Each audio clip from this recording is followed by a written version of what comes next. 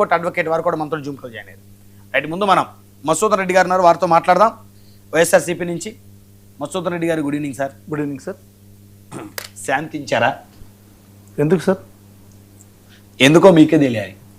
పత్రికల ఎదుట, కార్యాలయాల ఎదుట అసలు ఎమ్మెల్యేలు మంత్రులుగా పనిచేసిన వాళ్ళు వందల మంది జనాన్ని వేసుకొని మరి కాస్త దౌర్జన్యానికి దిగుతూ ఆ ఛానల్ ఓనర్ని బయటికి రమ్మని, మర్యాదగా క్షమాపణ చెప్పమని, లేకపోతే మీ అంతా చూస్తామని, ఆయన బాత్రూంలో దాంకున్నాడని, భయపడ్డాడని రాధాకృష్ణ గారు ఇష్టానుసారంగా మాట్లాడుతున్నారు 2 రోజుల నుంచి. అంటే ఓ పత్రిక అధినేతకి ఇచ్చేటువంటి గౌరవం ఇదేనా వైఎస్ఆర్సీపీ అని కూటమి నేతలు ప్రశ్నిస్తా ఉన్నారు. సార్, ముందుగా మీకు టీవీ యాజమాన్యానికి, ప్యానల్లో ఉన్న పెద్దలకి, వీక్షిస్తున్న తెలుగు ప్రజలకి శుభ సాయంత్రం. సార్, ఇప్పుడు రాజకీయంగా ఉండేటువంటి ప్రత్యర్థి పార్టీలు విమర్శలు, ప్రతి విమర్శలు అనేటువంటిది సహజం. ఎక్కడైనా సరే ఆ విమర్శల్లో, ప్రతి విమర్శల్లో కొంచెం తప్పులు ముందుకు పోవడం అనేటువంటిది, కొంచెం ఆవేశపూరితంగా మాట్లాడినప్పుడు 1-2 మాటలు బయటకు వచ్చి తప్పులు రావడం అనేటువంటిది అది సహజమే. ఇప్పుడు లోకేష్ గారు చాలాసార్లు చాలా వేదికల మీద కూడా జగన్మోహన్ రెడ్డి గారు విమర్శించున్నారు. అదే పవన్ కళ్యాణ్ గారు చెప్పు తీసుకొడతా, చెప్పు కూడా చూపించాడు.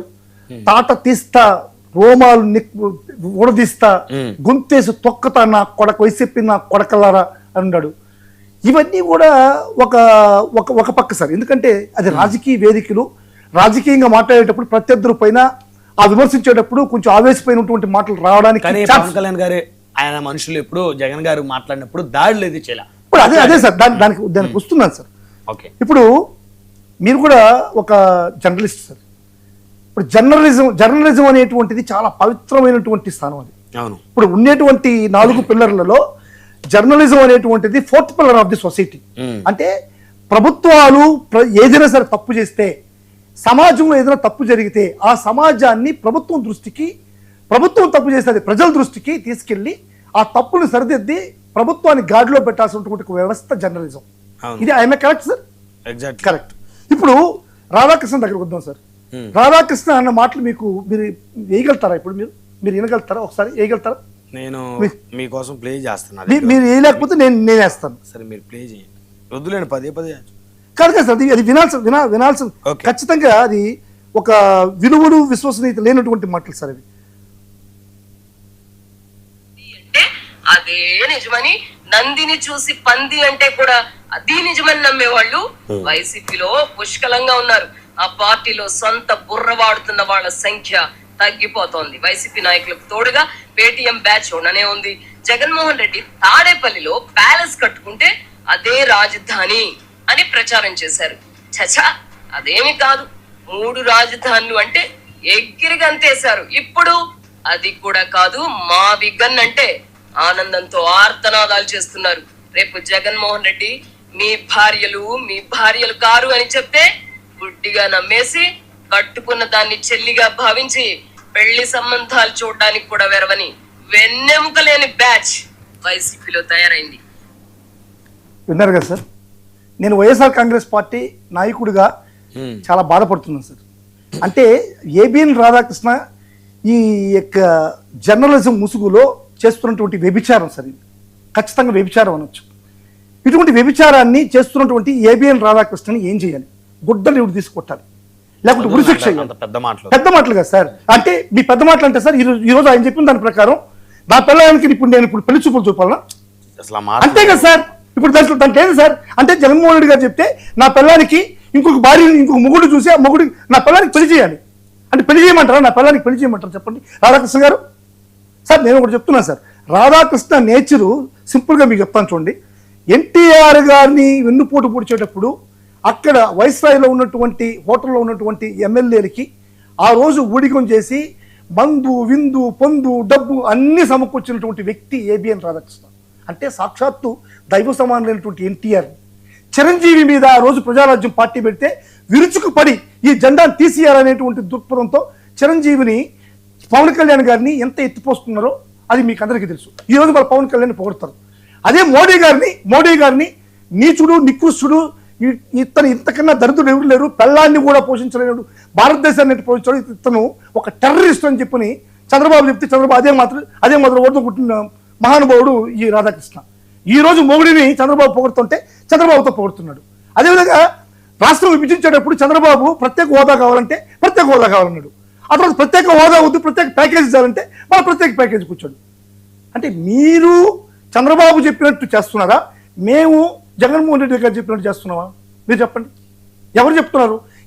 ఎవరు ఊడికం చేస్తున్నారు? చంద్రబాబు మీరు ఊడికం చేస్తున్నారా?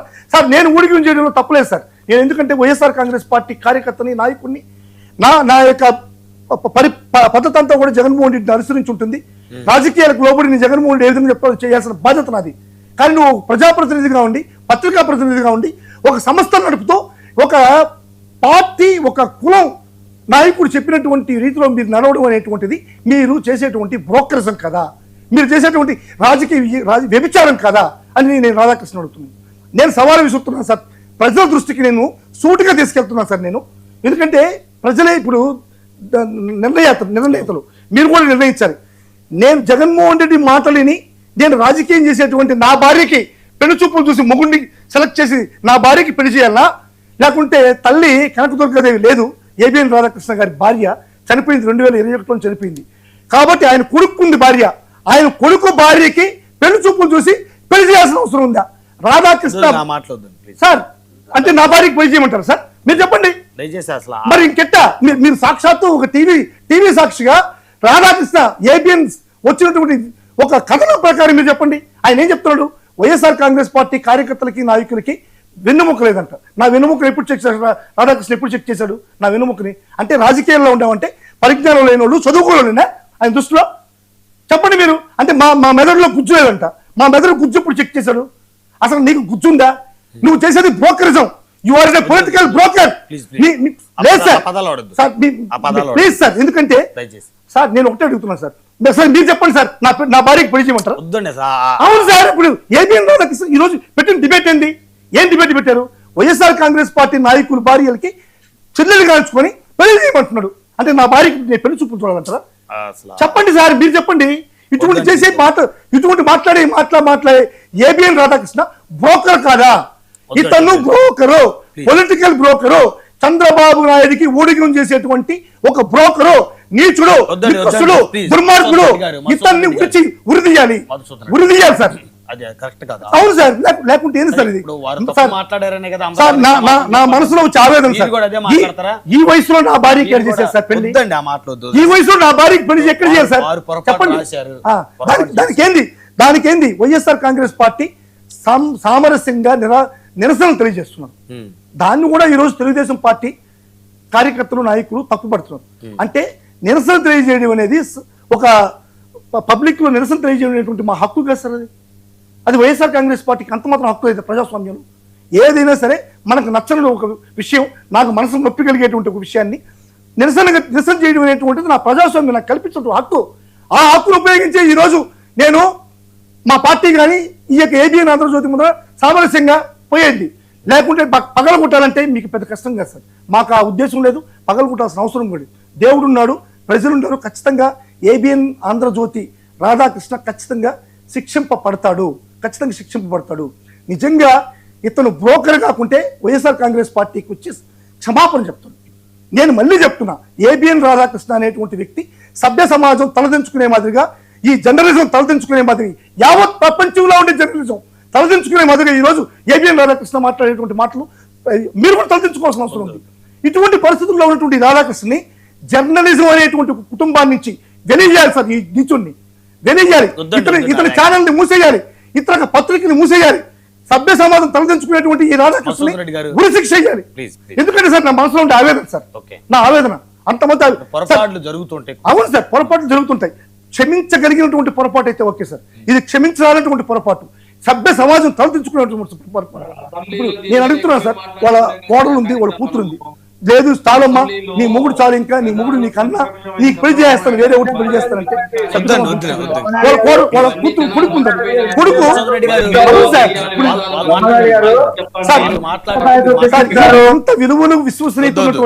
ఇంత విలువలు విశ్వసనీయమైనటువంటి జర్నలిజం ముసుగులో ఉన్నటువంటి నేను ఆగండి రఫీ గారు, ఆయన చెప్పిందే చెప్తున్నాడు, చెప్పింది తిట్టిందే తిడుతున్నాడు. అదేంటది మీరు గ్రామకు కూర్చొని వింటారెడ్డి బ్రహ్మనాయుడు గారు? సరే ఏంటండి మీరు మీరు మీరు మీరు మీరు ఏబిఎన్ రాధాకృష్ణ చేసిన మాదిరి మీరు చేస్తారా? రెడ్డి గారు చెప్పండి రఫీక్ గారు. ఈ రోజు మీరు చేస్తారా చెప్పండి. అంటే మమ్మల్ని చేయమంటారా? మమ్మల్ని చేయమంటారా? ఏం చెప్తారు? నవ్వుతా ఉన్నామే.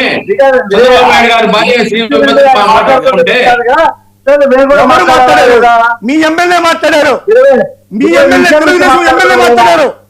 చెప్తా మాట్లాడద్దు. బ్రహ్మనాయుడు